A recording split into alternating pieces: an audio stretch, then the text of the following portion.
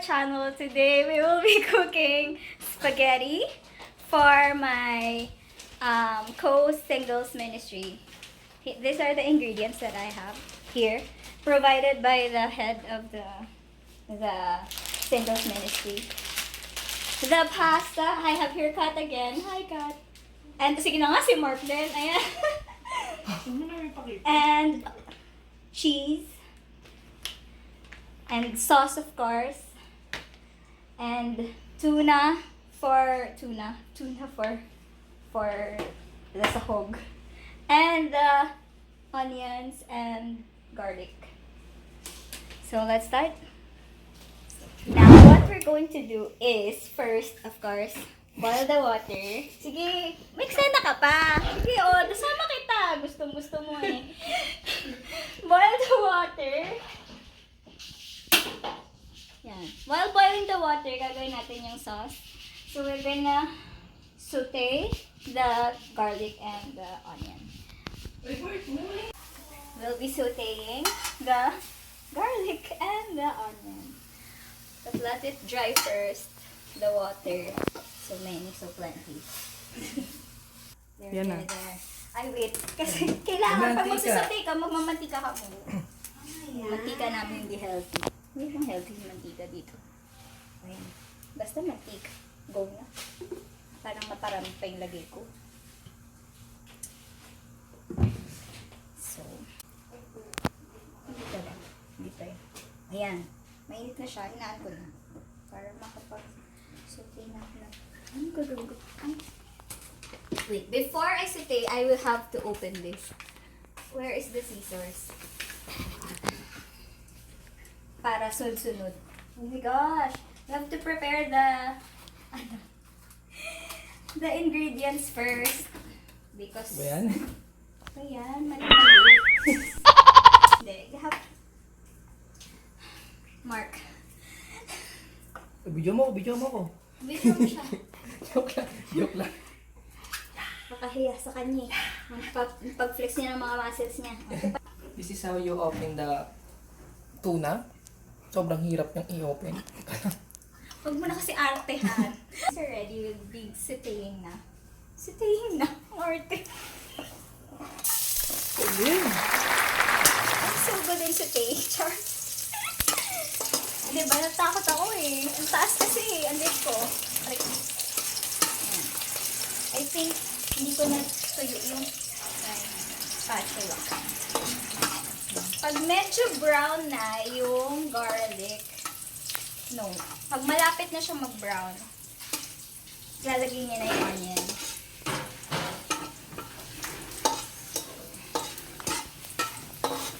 There you go. So it's ready. So ready. We'll put the onion. There you go. Tingin ko walang sabaw.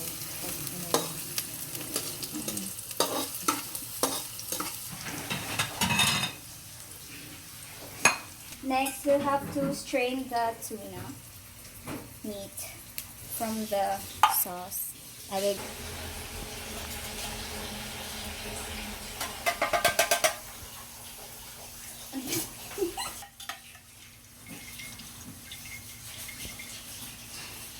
mahirap dalawa lang yung kamay ko.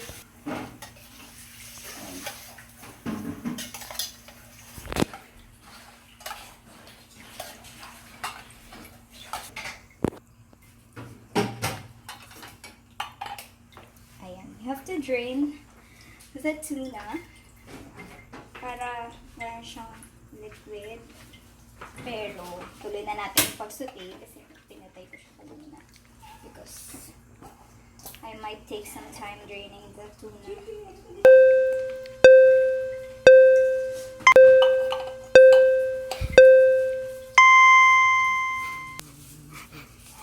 So, pumapapak po yung kaibigan kong tumutulong sa akin mag-video, no? Charot. Ayan. Ayan, pwede na to. Kasi medyo maano na ulit yung... Ayan. I will put in the tuna here. Ayan.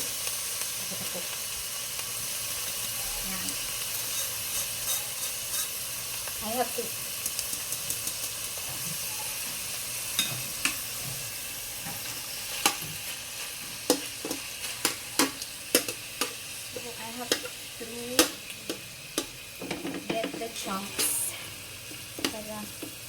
ma-spread yung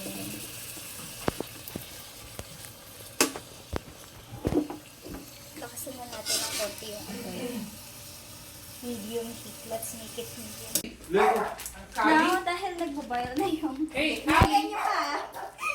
Dahil nagbo-boil na yung May aso din ako, oy. I will be... Kali. Oy, alam mo yung aso ko? pasta. Ano pa mo, Kali? Alatin ko to? Inatake ng parvo. Alam mo yan? Parvo. Yeah. Virus. Uy, nag-vlog na sa atin. Nag-vlog ba yan? Oo.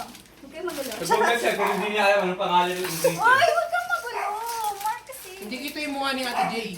Okay lang yun. Gosh. Magagawa ba ako? Siyempre. It's your home. Papaliwanag mo siyempre kung ano yung paanong procedure ng ano mo. Buo. Mali na naman, no? Papapas ka na. Okay lang yun. Don't bash me, please.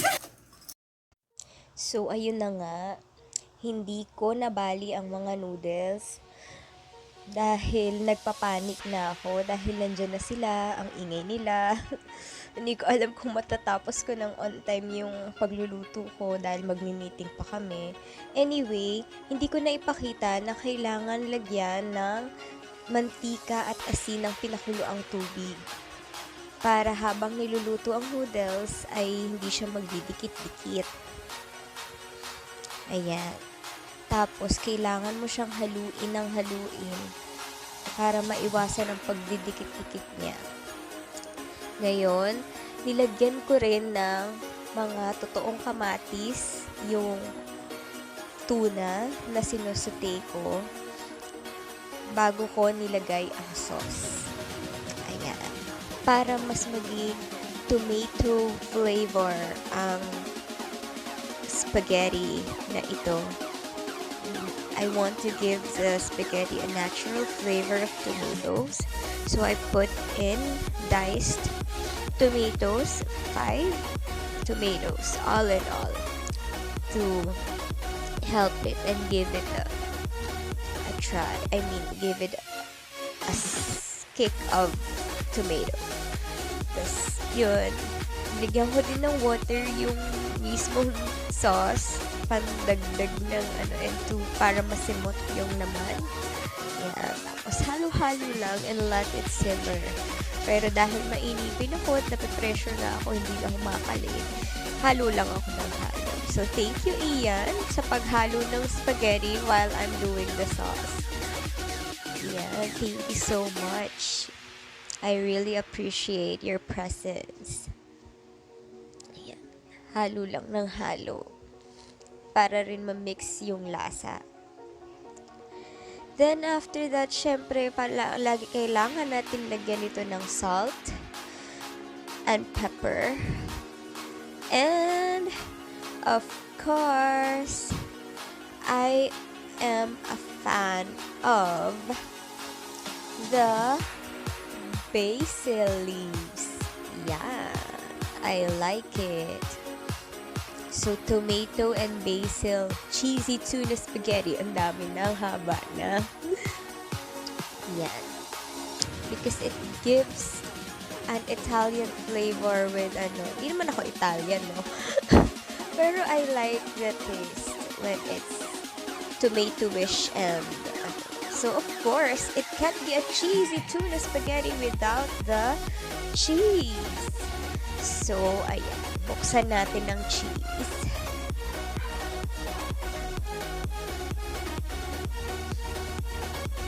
Yan. Kaya ko yan.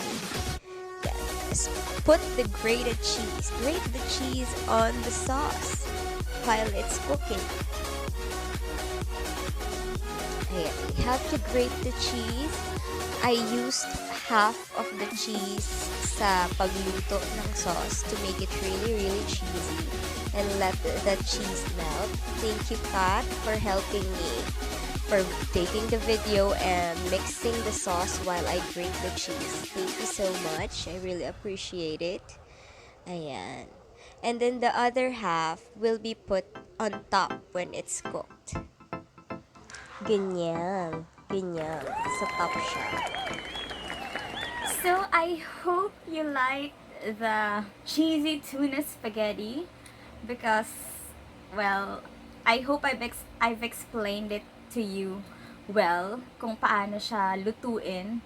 And I hope when you tried it at home, I hope you liked it as well. And I'm happy kasi nagustuhan naman siya ng mga kasama ko sa ministry. And of course, nang nag-provide ng ingredients na yon dahil birthday niya. Actually, hindi pa naman that day yung birthday niya. Well, ngayon yung birthday niya. So, happy birthday, Mark! And I hope you like the Cheesy Tuna Spaghetti. Kasi kailangan healthy. Kasi alam mo naman, syempre tumatanda ka na, kailangan mo nang kumain ng mga healthy food, no? Ayan. So, that's all, and I hope you liked it. Let's check on, please subscribe to my channel, and feel free to comment down below. And if you have a request for me to cook, I'll check on your request, and I'll search for the recipe and do it for you and make a video out of it. Thank you guys, and see you in the next vlog.